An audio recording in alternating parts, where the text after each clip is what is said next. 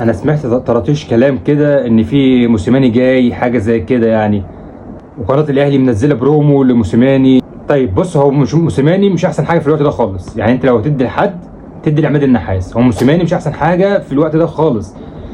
بس ايا كان اي حد هيجي هيبقى احسن من الراجل اللي عندنا ده. ايا كان حد، يعني انت لو جبت اي حد، انت يا راجل لو جبت اي حد من جمهور الاهلي هيدرب هيبقى احسن من الراجل ده. ديت لو خطوه ان الاداره هتعملها فهي خطوه مش صحيحه، يعني خطوه مش صح. فانت يا تدي عماد النحاس، تمام، يا تمشي الراجل ده وتجيب مدرب باسم كويس. يعني احنا دلوقتي بنلف في دايره، هنجيب موسيماني هيمشي هنجيب كولر هيمشي هنجيب موسيماني. مش هنتنافس في الدايره دي كتير يعني. انا من رايي لو موسيماني هيجي مكان الراجل ده فهيبقى، انا بالنسبه لي هبقى مرضي. انا بالنسبه لي كواحد من جمهور الاهلي هبقى مرضي. فاي حد بالنسبه لي مكان ريبيرو ده فانا هبقى مقتنع. بس فانت قول لي ايه رايك، يعني انت ايه رايك لو موسيماني جه هيبقى احسن من الراجل اللي معانا ده، ولا هتبقى هي نفس المشكله، ولا انت رايك عماد النحاس يكمل، ولا رايك ريبيرو ده يكمل؟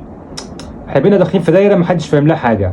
فانت قول لي رايك ايه في الكومنتات تحت، نكمل رايي ولا لك راي تاني؟